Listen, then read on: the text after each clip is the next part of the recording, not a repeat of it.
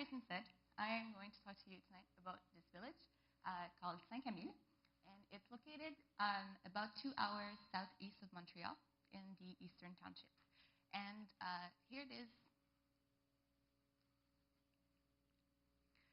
Here it is right there in the corner. And Saint-Camille has been described by Le Monde Diplomatique, which is like the Guardian in French, as the village that wouldn't die. And it came pretty close to dying. In fact, in about 70 years, the population had decreased from 1,000 to about 400. And all the manufacturing had gone offshore, the mill had closed, the butcher had closed, all the services were closing. And, we've all really heard this story being from Canada, like the young people, they leave the village to go to university, and then at the same time, well, the rest of the people, they don't get any younger either, and so this puts a stress on local services, and eventually it can result in the place closing up. And in Quebec, we have this saying that goes like this. It says, "Tant vaut le village, tant vaut le pays," meaning that the nation's well-being depends on the village's well-being, and it's closely linked to this notion of occupation du territoire, which unfortunately doesn't really translate into English, but and it's not a military term, occupation, But what it means is that in Quebec, when you have a situation like this where a village is about to close up, it brings a really big red flag, because that's where our history comes from, that's where our heritage comes from. And if we've listened to the other speakers, we know that with the issues that are coming up in 2020, especially climate change, rising energy prices, we're going to really need to have a resilient rural communities. And so in the face of those changes, villages, they can and they are reinventing themselves, and they are finding new functions from themselves. And one way that rural can have a present just as it has a future, just like urban, is through using this technique called adaptive reuse. And that's what I'm going to be talking to you about tonight in the context of Saint-Camille. And so adaptive reuse is the planning term that means using surplus real estate or land, and those real estate buildings or land, they had a prior function that is no longer suitable. And usually by acquiring it, managing it, and revamping it, you can not only increase the property of the value, but also have a host of other types of benefits, which we'll talk about today. So if we just look at this building over here, it's called Le Petit Bonheur de Saint-Camille, meaning little joys in French.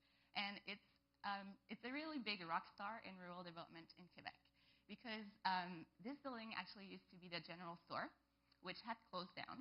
And after, all the other things that closed up and the post office was going to close up, the people in Saint-Camille, they had this ha-ha moment where they decided that, this was enough, and that they wouldn't want their village to go down the drain. And so 4 people got together, and they bought up the general store, and they transformed it into this really great cultural space that still today makes the personality of Saint-Camille. And so the use that's being made of this building nowadays, it's pretty impressive. They have concerts there almost every week. They have really big names play there. They also have an art gallery on the 2nd floor, and they have pizza every Friday. They also have community lunches for the elderly every Tuesday. And so that's the art gallery. And the kids from the local school, they just go to school right across the road, and they cross the road. They have lectures there. They have food there. And the co-op local food store also rents space from there.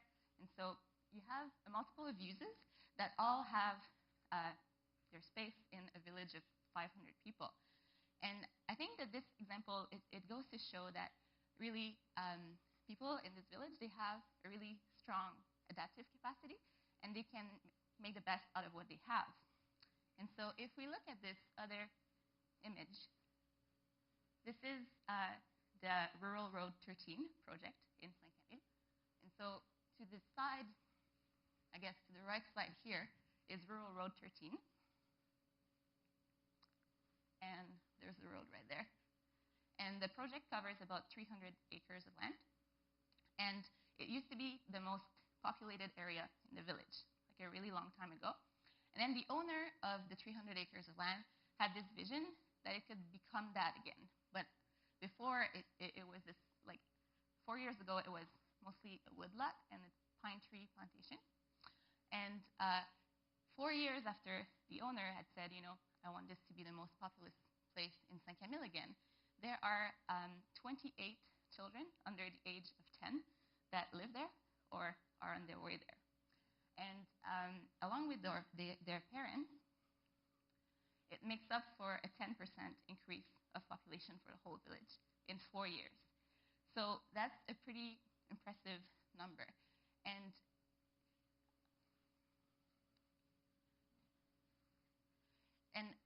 by doing this project, really, it's not only bringing 10% population more, but it's also, pardon the expression, but like killing 5 birds with 1 stone. And it's also helping the local school to stay alive because all the kids have to go to school too. And so normally, a project like this, what would happen is that a developer would come in and buy the land, build some roads, bring the electricity, and they would work out all those costs into the price of the land, and it would make it really expensive for any one of us to buy a lot in this development. However, in this case, people got together and they incorporated into a cooperative. They did all the work themselves to bring those amenities. So in this picture, you can see them building one of the 2 roads. And they also brought high-speed internet, which allowed people from that creative class that we discussed so much, the web designers and all those self-employed people, to also move there and work from home from that development. And all those people really in this development, they all know each other. There's 25 lots, and they borrow things from each other all the time. The kids play together, so it's a really vibrant place.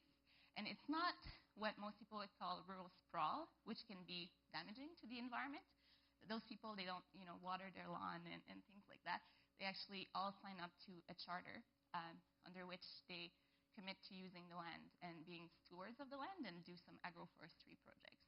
And so I think it's a pretty cool project. And that model of using a cooperative for adaptive reuse, it's very interesting in my mind, and they've used it in another way in Saint-Camille. So they have a big emphasis on intergenerational dialogue in the village. And so they created this housing co-op in which 8 elderly people live. And it's located in the same building as a cooperative health clinic. So that makes sense. And this building that's a building. And it used to be the former rectory, which was also closed and bought up by the local people. So now that they're done with the rectory, the people in Saint-Camille, they're looking at what they're going to do with their church, because the church attendance is declining, and it costs a lot of money to operate the church and to heat it and to power it. But the churches in rural Quebec, like they're everywhere, and there used to be this tremendous resource for the rural communities. And in my mind, there isn't really a reason why that should not be the case in the future. And the people in this village, instead of looking at what the church was, they're looking at what it could become. And they want to preserve the architectural status of the building while also using it to have new functions. And so one of the designs that they have come up with includes keeping the sacred function of the church, but using less space, and also having that sacred function basically be co-housed with other offices on the right, and then storage space and some multifunctional space in the middle. And to address the heating cost issue, they are looking to go geothermal with their church, and they're also looking at putting some composting toilets in the church, which is pretty much unheard of. And so this project also shows how there can be some continuity in the use of the building, while at the same time using it to respond to changing context. And so there's my little plug for TEDx. But what I'm saying is that the next building or the next map or the next land that we look at, it could be anything really, because there are many, many, many examples of adaptive reuse from across this country. And the one thing that I find is common with all those projects is the power of visioning, just are visioning, it's really allowing a lot of places to look at what they have and make it into something better. And so just to say a few things in closing, I really think that a trend is not a destiny. And so even though some places, they are experiencing devitalization, it doesn't mean that rural Canada will not be a part of a dynamic part of Canada into the future. In fact, in my mind, I think that rural Canada will continue to have its really dynamic place into the future. And the reason I say that is because people are really creative and they're really adaptable. And some people say really that the only constant that we have nowadays, it's change. And under those circumstances, I think that it's the communities that have this kind of social resilience and that are willing to work together to respond to that change that are going to be the best suited.